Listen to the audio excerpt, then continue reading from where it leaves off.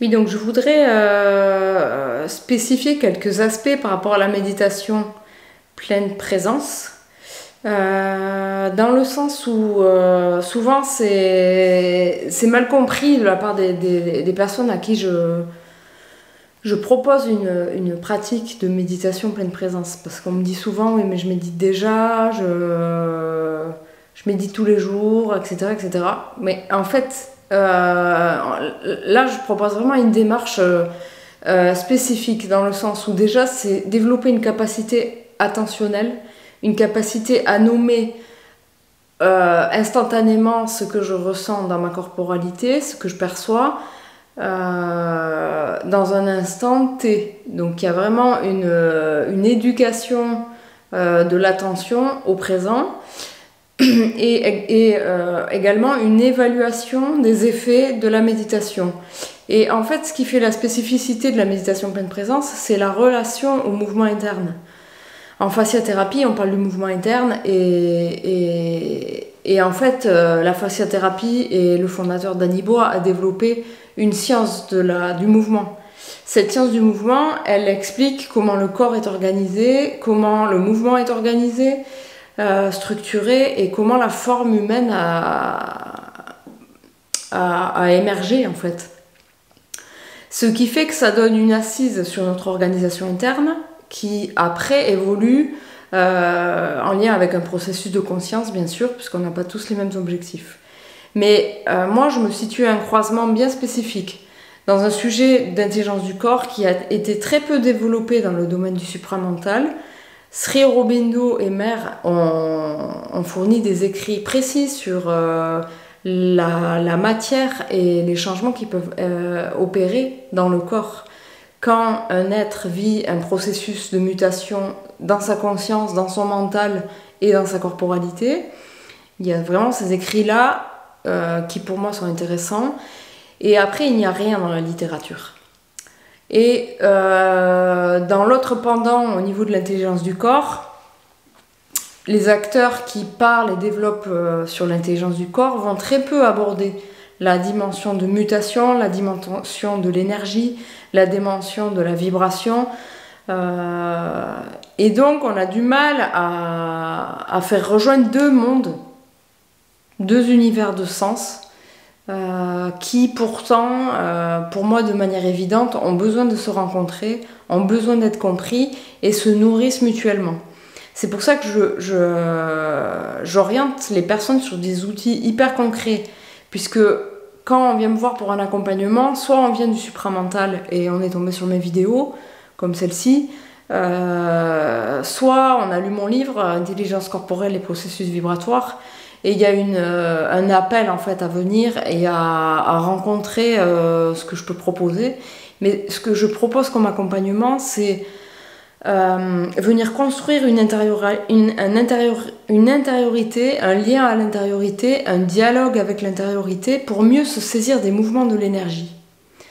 Et pour cela, j'utilise les outils qui ont été développés par le fondateur de la fasciathérapie, dans la méditation pleine présence, la dynamique du mouvement sensoriel, parce que pour moi, c'est la seule chose que je puisse offrir aux personnes qui sont dans un processus de conscience et qui veulent se déployer en lien avec une dynamique aussi d'énergie, de vibration, parce qu'ils le ressentent, parce qu'ils l'éprouvent au quotidien, et que pour eux, c'est pas très clair de comment tout cela fonctionne.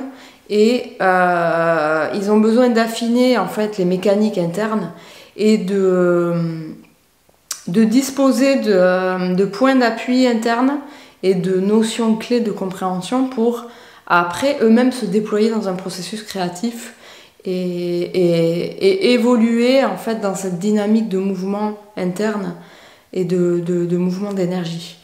Pour moi, il y a vraiment un lien entre la science du mouvement et la science de l'énergie. C'est ce que j'essaye de mettre au jour.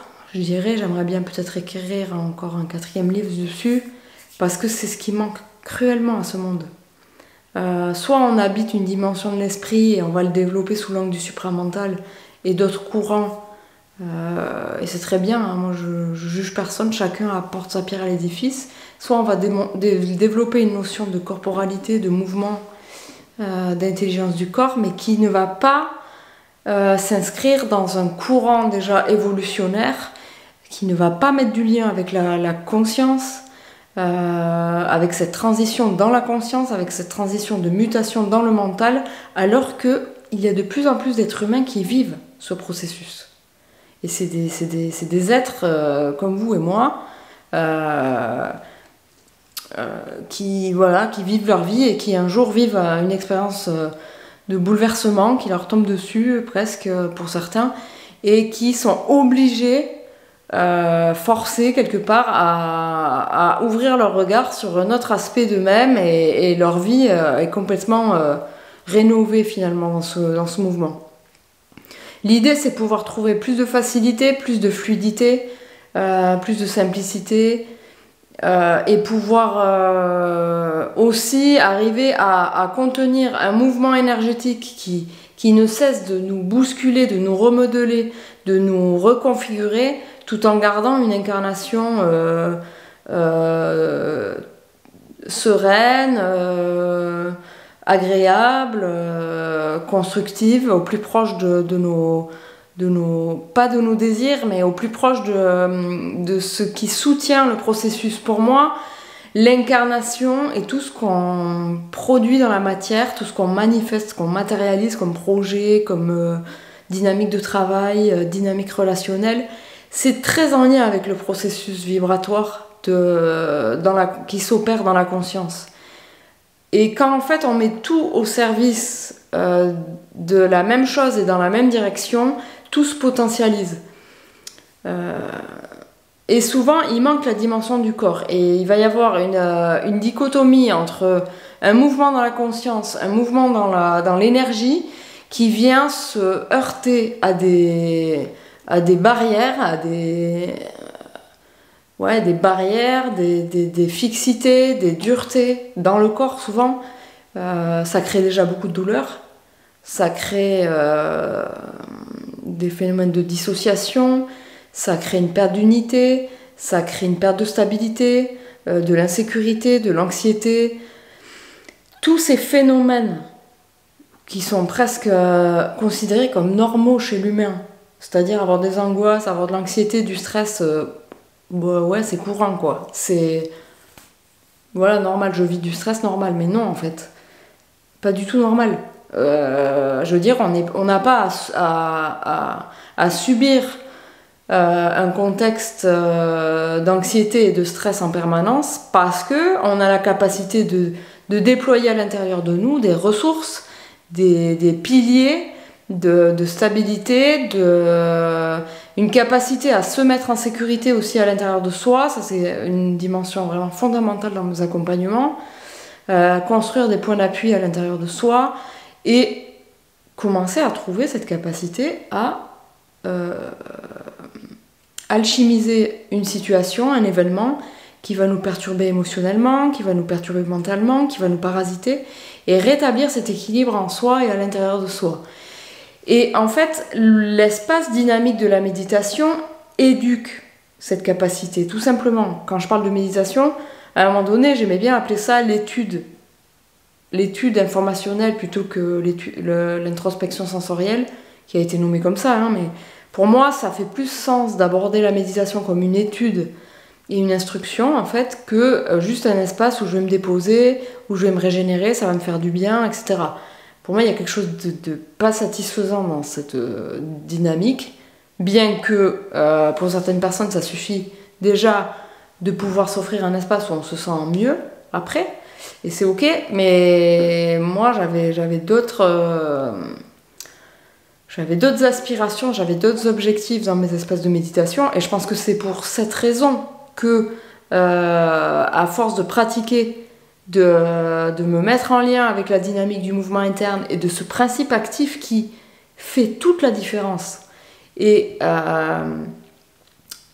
c'est ce point sur lequel je crois qu'il faut que je développe un peu plus, parce que ce n'est pas encore compris. Quand je parle de méditation, on me dit oui, mais je fais déjà, je connais, ça change rien, je m'ennuie, voilà, tout ce genre de phrases. Je sais pas vous comment vous abordez la dimension de l'introspection, mais quand on vient poser des conditions pour s'installer à l'intérieur de soi, qu'on développe une capacité à observer ce qui est présent, dans un petit peu un état des lieux de départ, et que on arrive peu à peu à mettre en lumière ce qui change dans notre corporalité, dans notre intimité matière, dans notre texture intérieure, dans notre paysage intérieur. Quand on commence à sentir, à percevoir, à éprouver que dans notre corps, à chaque instant, tout se transforme, tout se renouvelle, tout change, qu'on arrive à le nommer, à le décrire, à le préciser. Donc on développe une capacité à écrire sa méditation, à déceler les points de passage où il y a un moment où quelque chose va complètement changer dans l'ambiance interne. Parce qu'il y a eu une consigne spécifique ou parce qu'une pensée nous a traversé à ce moment-là. Et quand on arrive à capter ces points de passage dans le corps, on commence à se rapprocher de la conscience de ce principe actif qu'il y a dans le corps.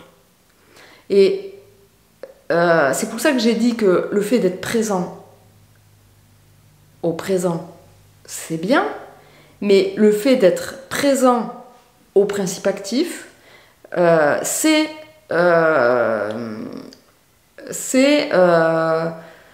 instructif parce que on commence à comprendre qu'on a une intelligence au-dedans de nous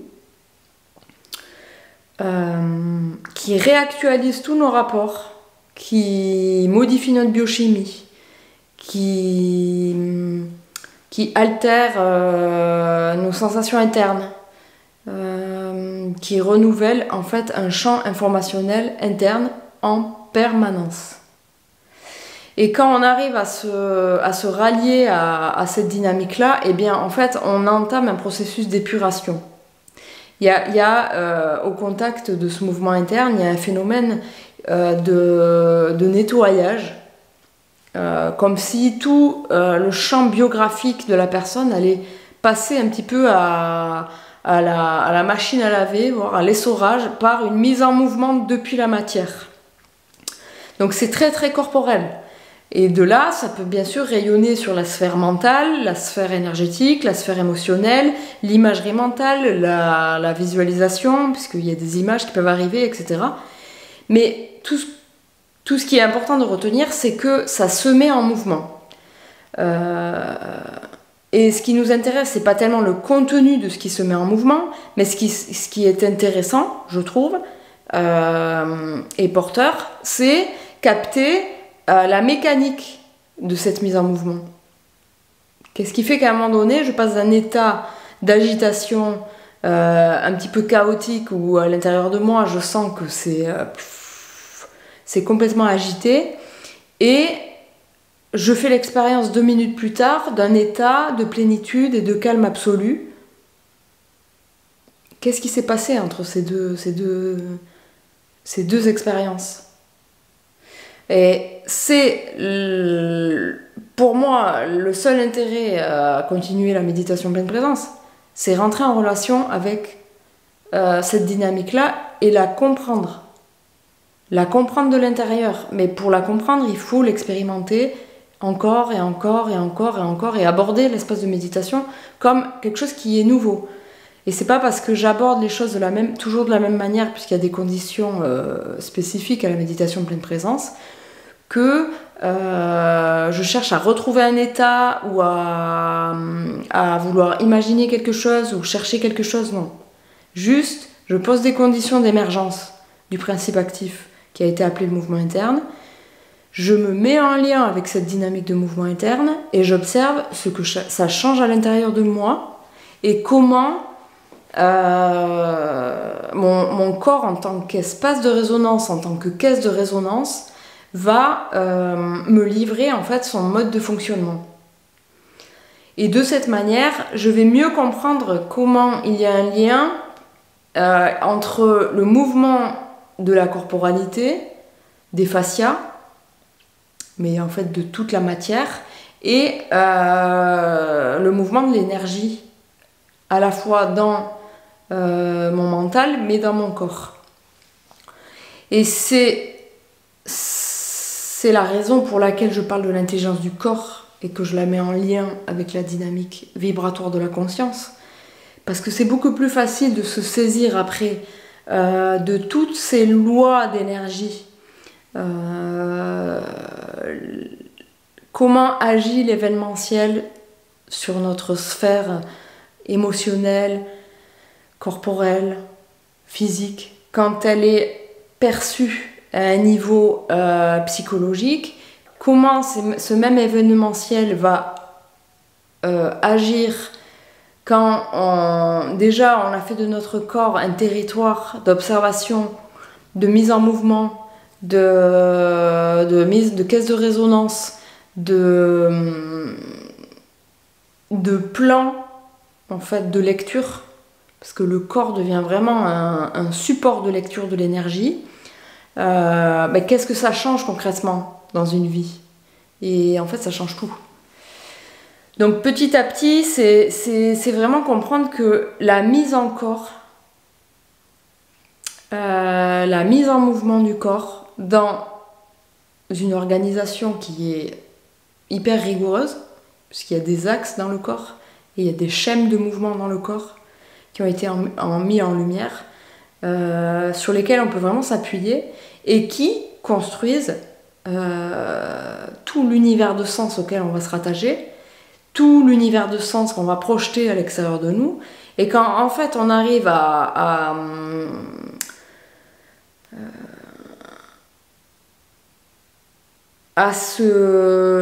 s'autoriser en fait à libérer des amplitudes, à libérer des espaces, à oser le renouveau, à laisser en fait juste le mouvement de ce principe actif agir en nous et nous laisser animer notre parole, nos actions, nos projets, et tout cela dans un détachement absolu en plus, eh bien il me semble qu'on devient un être intelligent incarné.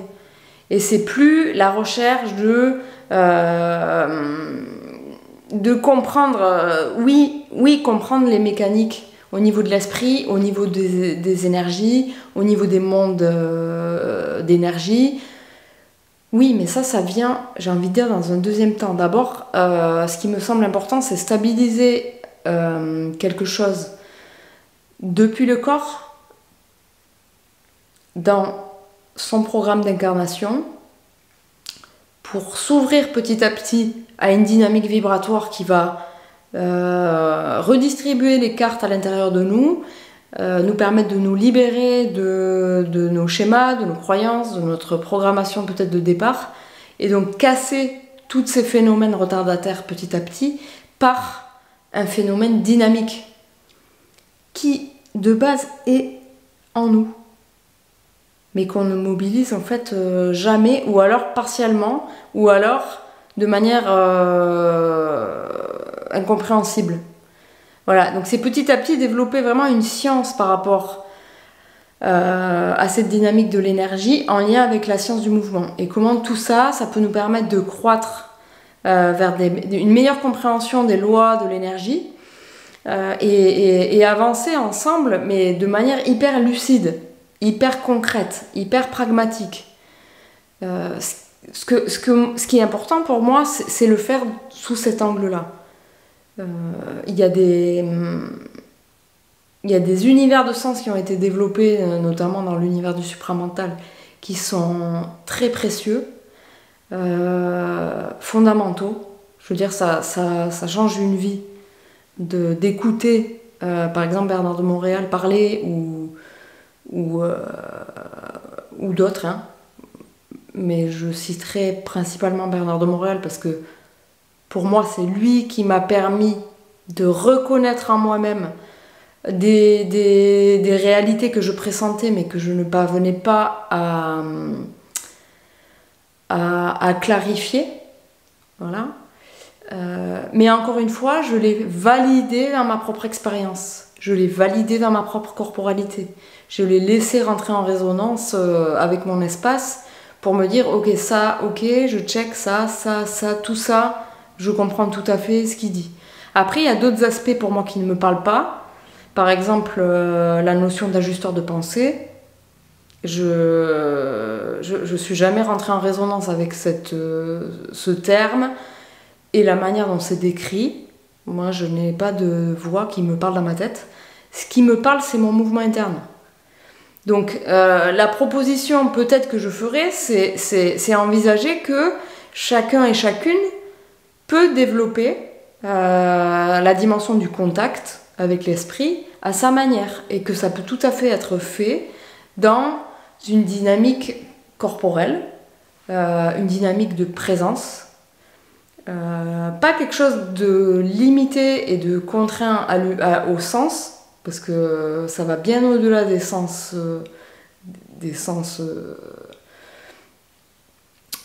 physiques qu'on connaît. C'est vraiment développer une forme d'intelligence en lien avec la sensorialité qui permet de développer une intelligence avec le mouvement de l'énergie à l'intérieur de soi. Donc c'était juste pour préciser un peu plus les choses et comment j'utilise la dimension de l'intelligence du corps, parce que voilà, je rencontre de plus en plus de personnes qui écoutent mes vidéos et qui sont interpellées par la dimension de l'intelligence du corps, parce que c'est une dimension qui n'a pas été développée. Et c'est vrai que j'ai pas de mérite, mais moi j'ai rencontré à la fois la dynamique du mouvement interne, qui était déjà bien installée à l'intérieur de moi, et par-dessus ça, j'ai vécu un choc vibratoire monstrueux qui m'a fait vraiment basculer dans un autre paradigme. Donc, c'est juste mon vécu qui me permet de faire un lien entre ces deux.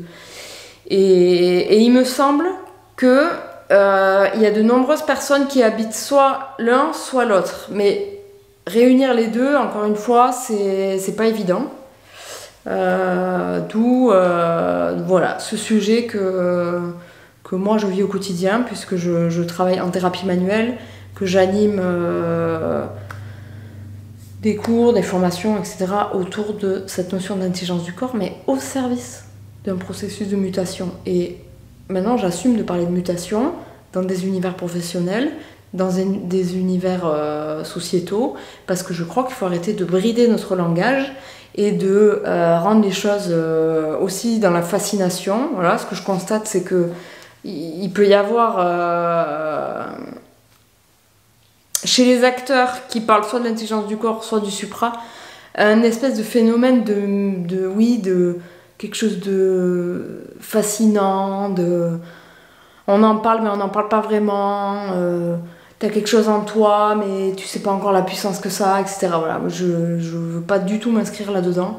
Pour moi, on a tous une potentialité innée qui se situe dans la matière corporelle, et quand je dis la matière, pour moi c'est la réunion de tous les espaces de l'humain, tous les plans de l'être, toutes les dimensions, parce que je reviens à cette structure du fascia qui en fait est fascinante, dans le sens où elle réunit la périphérie à la profondeur, elle enveloppe, en même temps elle entrelace, elle va jusqu'au noyau de la cellule. Elle a une dimension aussi de plasma, il y a une dimension liquidienne dans le fascia. Enfin, c'est vraiment une matrice et une structure qui, pour moi, fait sens à 2000% et qui réunit et qui relie tous les systèmes déjà du corps humain et, à mon sens, tous les systèmes visibles et invisibles. Donc en s'appuyant là-dessus, parce que là-dessus il y a vraiment voilà, des dynamiques et des dimensions hyper concrètes, hyper carrées, des fois protocolaires aussi, Et je trouve ça intéressant de pouvoir s'appuyer sur des choses concrètes pour ensuite aborder des sujets comme les lois de l'énergie, la pensée, l'émotivité, les attaques psychiques, les possessions, les chevauchements. Et voilà, et on peut tout à fait le faire, et le faire de manière hyper simple, sans partir dans des gros délires, mais toujours pour le mettre au service de la personne dans son quotidien d'abord. Parce que ce que je constate, c'est que les gens font plein de formations, utilisent plein d'outils dans tous les domaines, etc. Mais quand ils arrivent dans leur vie, ils vivent un événementiel hyper chaotique, voire choquant, ils sont incapables, pour la plupart, d'appliquer pour eux-mêmes les outils qu'ils ont appris. Voilà, ils sont soit dévastés, soit ça se décentre, ça projette, ça dissocie, voilà. Voilà, et c'est là où du coup y a de la souffrance qui arrive, et je crois que avancer comme ça dans cette dimension d'intelligence du corps, c'est avant tout s'offrir des appuis internes pour pouvoir aborder l'événementiel après de manière déjà détachée, de manière plus objective, parce qu'on est moins déjà engagé subjectivement, parce que dans cette intériorité et dans ce chemin intérieur en lien avec le principe actif du mouvement interne, comme je vous l'ai dit, il y a une épuration du champ informationnel, du champ biographique, et en fait on se détache de sa propre histoire, on se détache de ses traumas, on se détache de voilà, tout ce champ-là qui maintient en fait l'être humain dans une conscience psychologique en fait. Donc ça permet du coup d'appréhender l'événementiel déjà avec plus de distance, et après on peut rentrer dans un retournement où c'est la dynamique interne qui va initier un événementiel.